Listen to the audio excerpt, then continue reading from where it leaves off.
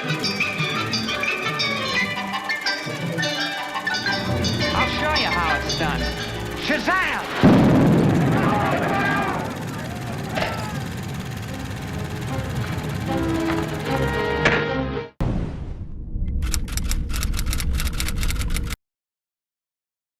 Hey, what's going on, YouTube world? Welcome back to our channel here at Underdeveloped, and today we are covering Chevalier, directed by Canadian filmmaker Stephen Williams, who is mainly known for executive producing and directing a lot of episodes of Lost.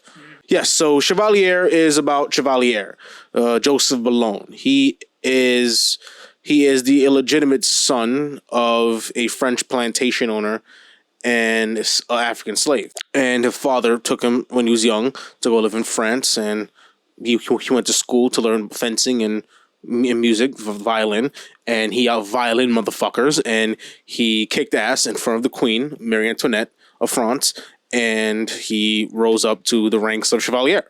Mm-hmm. And then eventually it all went to shit, because eventually, his race had to play a part.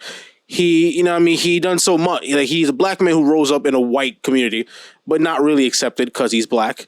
And when shit hit the fan, his career went through the toilet too. He wanted to be the head of the opera, something like that, right? Yeah, he wanted to be the head of the French opera. And then he had designs for it, and it all went to shit because Marie Antoinette pretty much, her hand was forced, and she had to pretty much cut him off.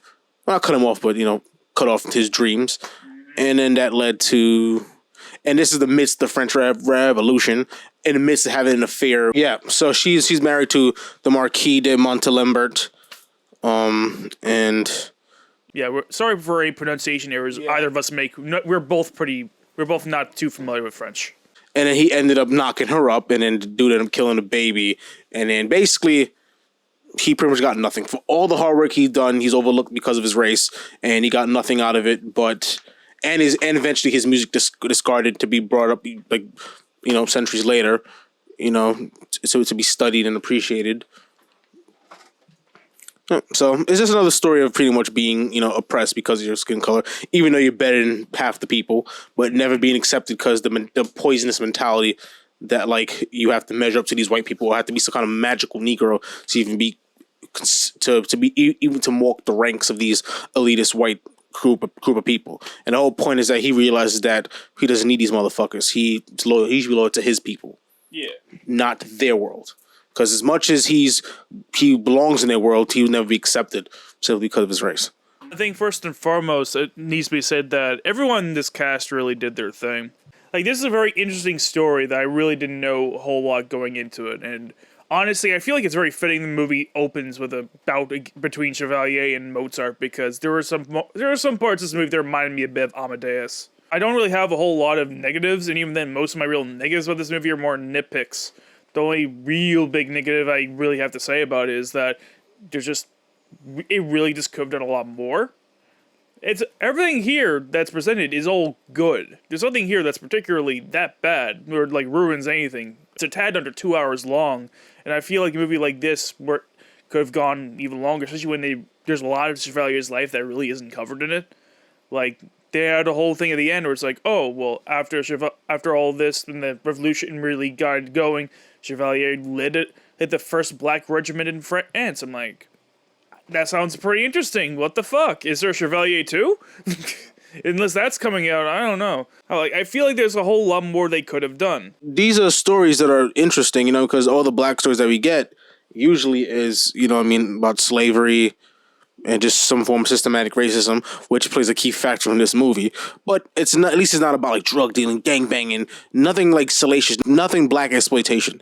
Like, this is about a talented black brother, well, mulatto, but he's black, made his way in a place that wouldn't expect him and rose to the top to a title, and it tackled the politics of that time within France, because he was a free black man. German slavery was prominent. Well, in Europe it was kind of dying down, but slavery was still a thing. Slavery wasn't a thing in Europe at the point. But overall it was still a thing in the world. Especially in the US. Yeah, definitely in the US for sure. But eventually it was reinstituted by Napoleon, but that's after the events of the movie. Yeah. But but it's still, the stench is still there, and black people looked as less than. That's what they said in the movie. A monkey playing the violin, and then it's hard because he worked so hard in this movie, and he works, and I guess in real life, just to be looked at as a common nigger, you know what I'm saying? And that tackles the whole, and it's really about the culture of pretty much, because when white people, enslaved us, there's not only it's not only physical abuse, also mental abuse. Is the idea that they're superior in a way they think is superior, and we need to think and act like them to be considered superior. Which is no, black people have thriving communities and cultures way before white people. You know what I'm saying? The richest man in the world was black, Mansa Musa. The Moors, spreaded Islam to Spain, they conquered, we had, we were an advanced society. We looked at it as motherfuckers just paint our faces and hunt lines, but it's no, we actually, we actually have civilized societies. We are, and also our resources are rich. Africa is rich in resources, gold and all that, whatever else, it's everything pretty much. That's why they came to our land and took a lot of our shit, because we, some other land, So yes, it all plays into pretty much the colonization of African Americans, in the rest of the world, and yeah, and I like that did play a factor. But also it had that triumphant aspect too. But sad enough, we didn't get to see that come to fruition because he was planning on something big. And right when he was planning this big show, which was going to turn out probably great, and he was going to beat this asshole that was running for the same position that he's in, he kind of got the rug swept under him because, of his skin color. So it ended up going to the other white guy, which I don't know about, whatever. And obviously he wasn't as good as, Chevalier. But, that kind of shows you how the world works. And it was a tragedy in a way. It really was. It was setting you up to be this triumphant movie, where he triumphed over everyone. But no, this is the real world, and this is what really happened. Shit was really fucked up, And the movie didn't shy away from that. But it still had a nugget of triumph too, because he got back with his roots somewhat, reconnected with his mother and his African heritage, and he tried to bring the community together because French was a shit show. There was revolution in the streets, people going hungry, people fighting, violence. You know what I mean? And he turned he used his talents not to schmooze the high society of France, but for the actual place that he was in. And that's what that was the end game of the movie. But sad enough, it was setting up to be this Hollywood kind of flick, but it didn't end up like a Hollywood flick. Everything he didn't get the girl that he wanted, even though they were right for each other. That was real love. You know what I'm saying? They were in love, you know what I mean? But they couldn't have love because of their society they were in,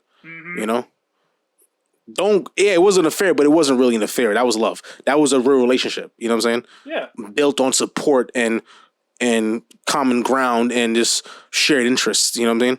It was a legitimate relationship. If they met in any other circumstance, they would probably would have got married. You know what I'm saying? But because of a black man couldn't get married, especially in a white woman back then, he would get his title stripped and whatever else. He would lose everything. Everything was on the line. And then of course she was but she was pretty much goaded into not goaded, but she was kind of just thrusted into this arranged marriage, essentially. Yeah. Obviously, marriage she didn't want to a dude older than her, and a violent asshole. Also, just super controlling. Very, very controlling. You know what I mean? She can't sing because she sings and makes her a harlot. Come on. So she cheated, but you know what? I don't blame her because she was put in a situation that she didn't want to be in, and she didn't really love the nigga. So and this scene, Chevalier doing his thing, being the man, in that white high society. Was this? It was. I really wish they probably fleshed out more of what was going on within the French Revolution, because he did have a friend that was neck deep in that shit. And also I would love to see the aftermath, like what Nick said.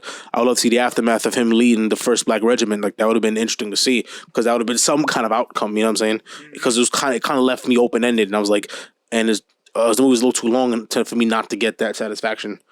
Yeah, it really felt like it was building up to more than what it did. Yeah.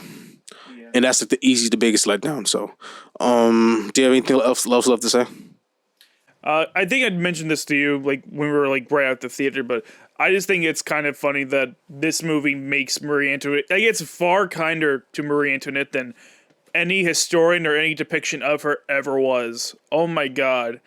like, people have said so much shit about this woman. And this movie actually is like, do what? Let's raise her up a bit. Let's make her a little more. Let's make her a little less dispassionate, just a little more compassionate of a human being, and more smart, less full of herself, I guess. Like here, like they're kind of portray her as like as someone who's like really trying to play the crowd, someone who's really trying to like keep her court in order. Yeah. When to all accounts, that's really not who she was in real life. She was like, oh, well, the people are starving because they can't afford bread. Let them eat cake. That's really what she said. Wow. And she's always doing crazy, stupid shit with her hair, spending taxpayer dollars to make her hair into a boat. Another thing she fucking did. Yeah, that was the kind of woman Marie Antoinette was in real life. To the point where you're really not surprised she ended up losing her head. But here it's like she actually has a pretty good head on her shoulders, more or less. Even if she does do some pretty sketchy shit. Okay. I have no prior knowledge of her, so I can't even engage in that. But well, yeah, I thought she was good in this movie. She seemed kind of somewhat competentness. Yeah, she seems somewhat competent in the movie. Maybe that's not who she was. Yeah, I mean the performance was great. As you said, everyone here really just did their job. It's just really fun to watch them talk. But anyways, yeah. So my score for this movie, I'm looking at 87%. Wow, that's a little scary. I was thinking 88. Yeah, that was like the exact number I've been thinking about that number for a minute. Not quite 90, but it's almost there. It's close. It's close. If this movie was good. I would love a director's cut of this. This had more. Yes. If they could, an extended director's cut would be great for this movie. That'll probably bring the movie into the 90s. Yeah. Anyways, that's our scores. Please check out this movie if it's something that interests you. It is definitely worth a watch. And with that being said, And with that being said, make sure that like, subscribe button, folks. Hit the notification bell so you're updated with all of our new videos.